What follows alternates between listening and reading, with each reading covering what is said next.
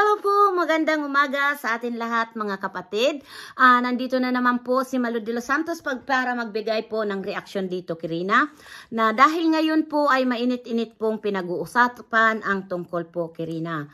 Alam niyo po mga kapatid, nakakatuwa po dahil ang laki po ng pinagbago ni Rina at masayahin po at hindi na po siya kagaya nung nakilala natin siya. Ang laki po talaga ng mga pagbabago sa kanya at makakausap mo na siya ng maayos. Kaya po mga kapatid, ito ay bibigyan lang po natin ng reaksyon at ito nga ay usapin nga na magkakaroon na po ng bahay si Rina. Dito po tayo papasok sa bahay na ipagagawa kay Rina. Mabuti po na mayroon po na magiging bahay si Rina at ito nga po ay talagang maraming nagmamahal na mga kababayan natin na sadya po talagang usapin. Dahil po talaga hindi lang po dito sa pabahay kundi milyon po ang pera ni Rina.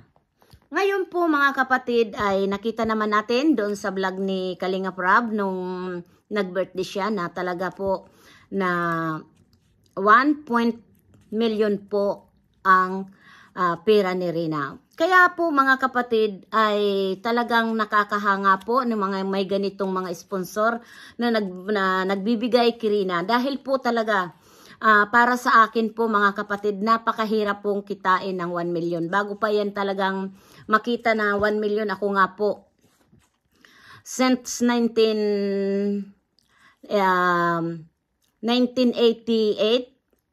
until now, nagtatrabaho pa rin ako dito sa ibang bansa. Kaya ang hirap po talaga. Kaya masasabi ko po, yung milyon na sinasabi nila na Kirina ay napakadali pong kitain yung ganun sa kanila. Dahil po dito po bilang mga sponsor na talagang nagbibigay, akalain mo 1.5 million. Nga. Saan natin yan kung tayo sa normal pong nagtatrabaho dito sa ibang bansa, talaga po na dugot pawis mo talaga ang ibubuhos mo para makamtan mo ang 1 million. Ngayon po mga kapatid, dito po tayo sa papasok sa mga online solicitation, di ba mga kapatid?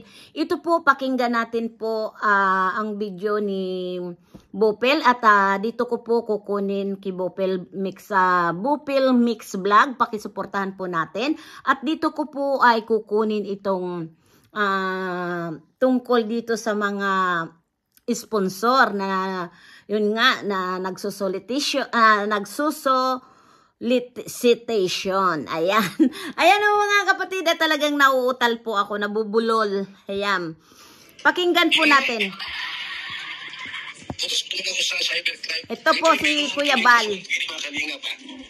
Parang po, alam niyo na nisyo tumapias, GP ng cybercrime dito. Sir, kapag may nag-online, hingi, gamit ang Kalinga, kakasuhan natin. Tapos mag-online, hingi, sponsorship, bawal po yan. Huwag mong gamitin ang Kalinga para mag-hingi kayo. Basta ang layunin po, maganda ang layunin at programa. Hindi natin sa legalidad. Legal natin, legalize. Kumamit ang resibo, may BIR ito. Ayan po. Kaya gusto kong mag-hingi ng tulong. Ang tapang resibo, lista-lista ka lang dyan. Good morning, nababalik po yung lingkod. Good morning, good evening. At may shout out sa inyo lahat. Ito guys, itong video na to guys, no? Sana po ako ay maiintindihan ng iba, no? Doon sa iba na sinasabi nila, ay maganda naman daw po ang layunin at magpapabahay. Ito ha, ito ay patungkol sa mga nagliliko. No, walang masama, maganda ang layunin. Pabahayan si Rina.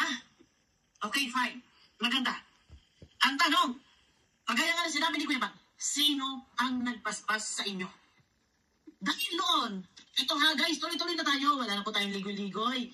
At yung iba sinasabi ng iba, binaspasan daw po, alam naman daw po, ni Kalinga Prab. Ito guys, panlilinaw lang po,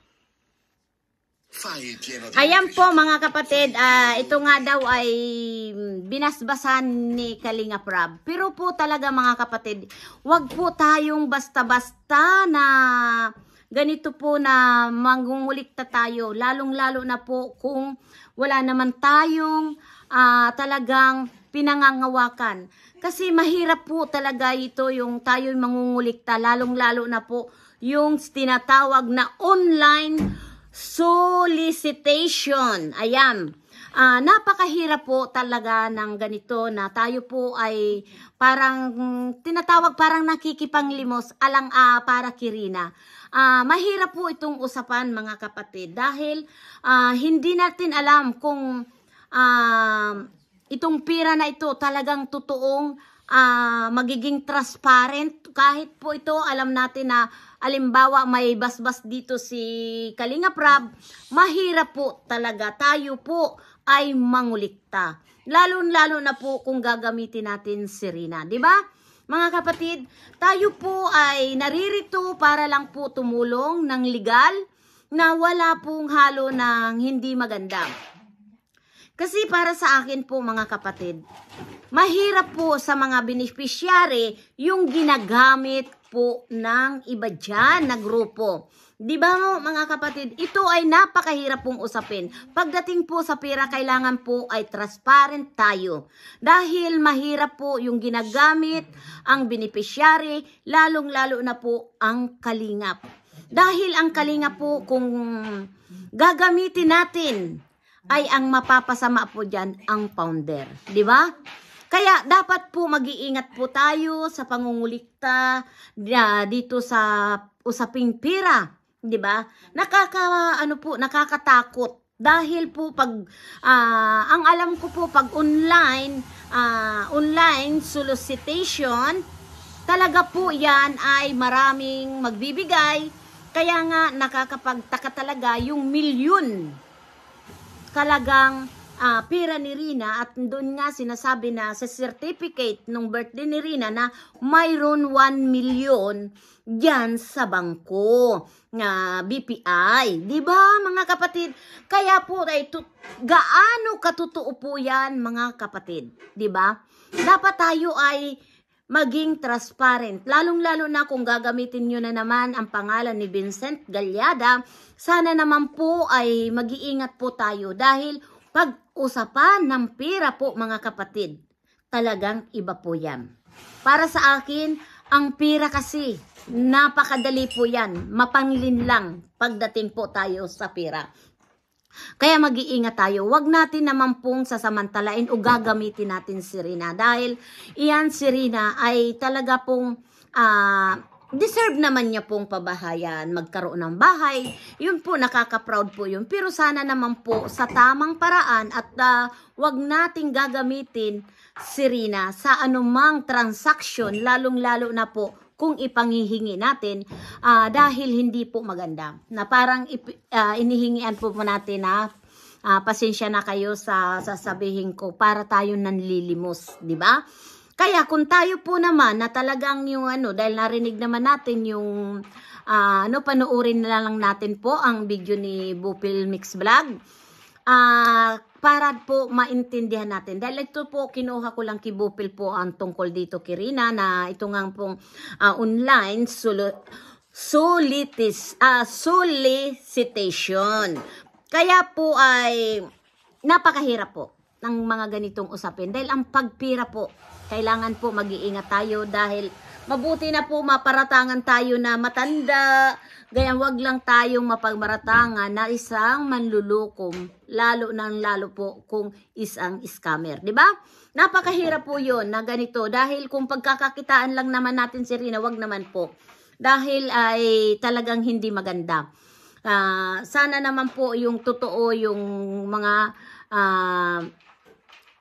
pagiging concern nyo kay Rina dahil kawawa po naman ang bata. Wag po natin yung ipanglimos, di ba? Kaya pasensya na po sa salitang ipaglimos dahil po ay hindi talaga po maganda. Kung kusang loob na talagang tutulong tayo, ay kailangan po yan ay transparent, alam natin kung saan gagaling ang pera. Wag po kahit alam po ni Kalinga Prab at may basbas ni Kalinga Prab, kailangan pa rin po yan transparent po. Kaya hanggang dito na lang mga kapatid, tayo po ay reaction lang to at sana ay pagpasensyahan nyo na ako kung ako man po ay nagsalitang panglimos dahil yan po ay talagang hindi maganda. Hanggang dito na lang ang aking suportahan na lang natin po ang dapat natin suportahan, yung mga charity vlogger na talagang totoo silang nagcha-charity, kaya po talaga ay suportahan na lang natin. Maraming salamat po sa Team Organic. Yan, nandyan po, suportahan po natin si Bupil Mix Vlog at saka si Ayat Mix Vlog, Magalo Mix Vlog, Sils TVPH at Banat Bagsik at si Lina Barbosa Official. Marami pong salamat. At siyempre, huwag niyo pong kakalimutan ang Malo de los Santos. At sana po suportahan niyo ang bago kong channel. Yun ay pa-good vibes lang mga kapatid. Bye-bye you. God bless you. We love you so much mga kapatid. Ang aking mga viewers na nagmamahal sa akin, maraming salamat sa inyo. Hindi ko na kayo maisa-isa dahil napakarami nyo na. Maraming salamat. Thank you. Happy Mother's Day sa inyong lahat mga kapatid. Bye-bye you. We love you.